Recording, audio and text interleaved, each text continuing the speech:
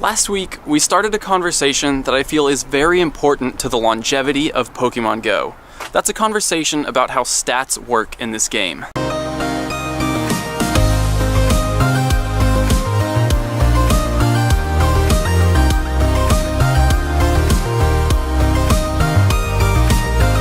In the main series Pokémon games, Pokémon each have 6 stats: HP, Attack, Defense, Special Attack, Special Defense, and Speed. Last week, we talked about how speed was underrepresented in Pokémon GO. This week, I want to shift our focus to another offensive imbalance. In the main series games, Pokémon had 2 offensive and defensive stats: Attack and Defense, and Special Attack and Special Defense. And the way that those 2 stats got combined in Pokémon GO left a lot of Pokémon out in the cold. The formula for attack in Pokémon GO is 2 times the product of base attack to the half power times base special attack to the half power plus speed to the half power, and it heavily favors Pokémon who had high attack and special attack stats. Let me explain how the physical special split works in Pokémon. Attack and special attack each affect different moves. Some moves are designated as physical. These are moves like Thunder Punch or Karate Chop that are obvious physical attacks. On the other hand, some moves are designated as special, like Ice Beam or Psychic, and these are more elemental or energy attacks that don't require physical combat. This separation allows Pokémon to excel in different types of combat. Some Pokémon, like Machamp or Rhydon, are strong physical attackers, where others, like Alakazam and Gengar, are strong special attackers. And all 4 of these examples have some of the highest attack or special attack stats in the original Pokémon games. But in Pokémon GO, they're all extremely underpowered because their opposite stat, either attack or special attack, is low, and it brings their total attack power down. Last week, we talked about how Alakazam is underpowered because speed is underrepresented in Pokémon GO. But there's actually another factor at work. Alakazam has 135 base special attack, which is the highest special attack stat in first generation aside from Mewtwo.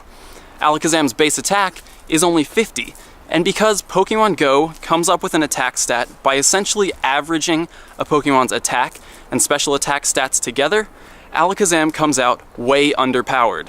On the other hand, mixed attackers like Arcanine and Victreebel, whose base attack and special attack stats are both above average, have some of the highest attack stats in Pokémon GO.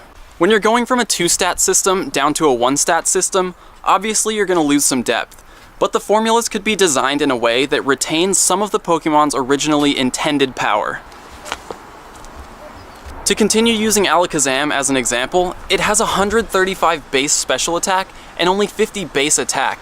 But honestly, that base attack stat doesn't matter at all, because Alakazam's intended purpose is to be a special attacker, a Pokémon who uses its special stat to deal the most possible damage using special attacks. Exeggutor, on the other hand, is a better mixed attacker. It has 125 base special attack and 95 base attack.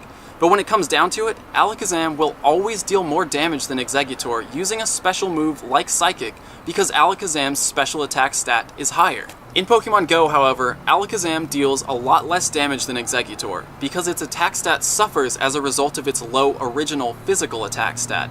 Exeggutor has 232 base attack in Pokémon GO, while Alakazam's is only 186. Because Pokémon GO's attack formula gives equal weight to both attack and special attack, Pokémon like Alakazam, who specialized in one or the other, deal much less damage than their original stat distribution intended for them to.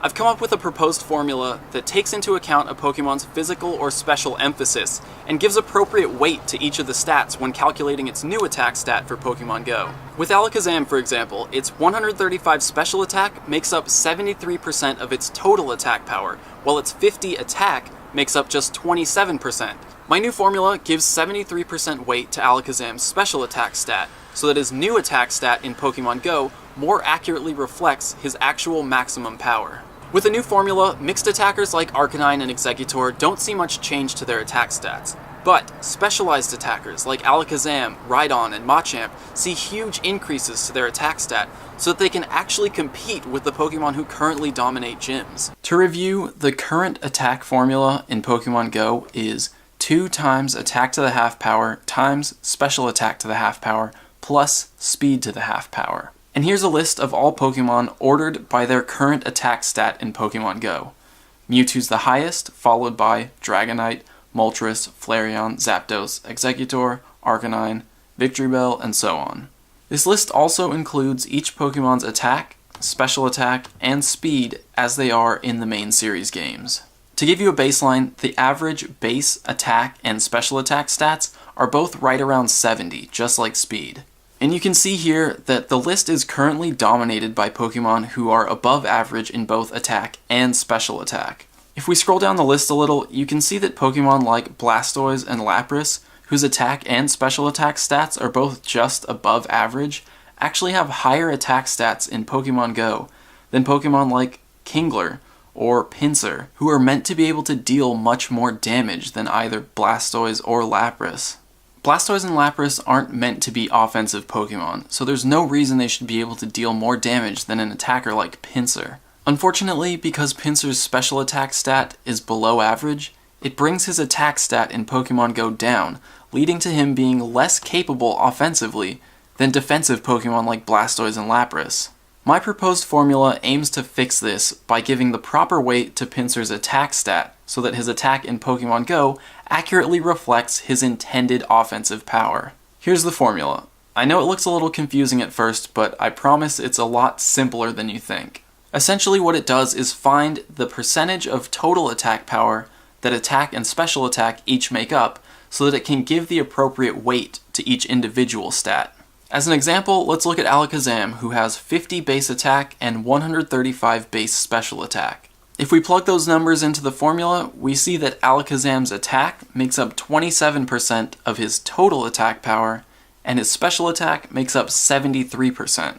So now instead of attack and special attack being valued equally, each individual stat is weighted according to the percentage of total power that it actually makes up. If we go back to the list and calculate each Pokemon's attack according to my new formula, the results look like this. Right now, Alakazam sits way down here at number 30, despite having the second highest special attack stat in all of first generation. If we sort the list by the new attack stats, Alakazam moves all the way up to number 6. This is a much more appropriate rank for Alakazam. With 135 special attack, he should be able to deal more damage than almost any other Pokemon in the game. You can see that the rest of the list has changed considerably also, and the rankings now more accurately reflect each Pokemon's intended offensive power. If Alakazam and Exeggutor were both to use Psychic, Alakazam would now deal more damage, just as it was intended according to their original base stats. Pokemon like Machamp and Rhydon, who have some of the strongest physical attack stats in the game, move much closer to the top of the list, and Pinsir now sits much closer to the top with the other intended strong attackers, while Blastoise and Lapras have fallen considerably to a position that's much more appropriate for Pokemon who are meant to be defensive. If we sort the list by net change, you can see that mixed attackers aren't hurt at all by the new formula. Arcanine and Victreebel, who are currently some of the strongest attackers, keep the exact same attack stats. But if we look at the opposite end, you can see that the Pokemon who benefit the most from this change are Pokemon with specialized attack stats. Pokemon like Hitmonlee, Rhydon, and Alakazam all see huge increases to their attack power in Pokemon GO. If we go back to sorting by current attack stats, let's say we choose 200 as the cutoff for top tier attack stat. 15 Pokemon currently have an attack stat of 200 or higher. If we go back to sorting by the new attack stat according to my proposed formula, you can see that now 37 Pokemon have an attack stat of 200 or higher, which means now more than twice as many Pokemon would be considered top tier offensive attackers. This means players now have more viable choices when attacking gyms, and giving players more options is never a bad thing. And we accomplish all this without actually increasing the range of attack stats by a significant amount. Currently, the highest attack stat belongs to Mewtwo at 284, and the lowest attack stat is Chansey at 40. This is a range of 244. With my new formula, Mewtwo's attack stat is now 294, and the lowest attack stat is Magikarp at 44, a range of 250. So there's not really much of a change between the strongest and the weakest Pokemon. We just see a lot more Pokemon at the usable end of the spectrum. At the end of the day, implementing this change to the attack formula alongside my suggested speed changes would make Pokemon like Alakazam completely overpowered, so they would need to be balanced if they were going to work together. But in my opinion, this change to the attack formula benefits a lot more Pokemon than the speed changes. Pokemon like Rhydon and Golem are strong physical attackers who suffer under the current formula because their special attack stats are very low. With my speed changes, they actually suffer even more because they're slow Pokemon, so they're already underpowered, and they would be dealing less damage per second because of their low speed stats. In a vacuum, if Niantic were to make only one of my suggested changes, I think the changes to attack formula are better because it benefits more Pokemon.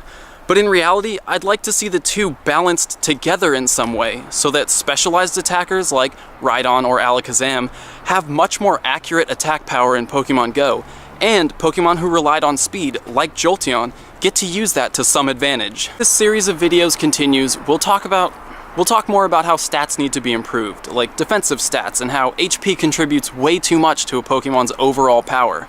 We'll also talk about other improvements that can be made, like move changes, and how some Pokemon, even with decent stats, can't be competitively viable because they just have such poor options for moves. There's so much more to talk about, and I'm really excited to continue the conversation with you guys. But for now, that's it for this one, and I'll see you tomorrow.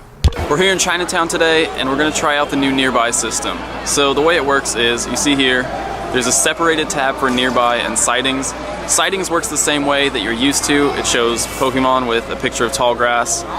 Apparently there's no Pokemon around here, but the new nearby system shows you a picture of a Pokestop behind each Pokemon.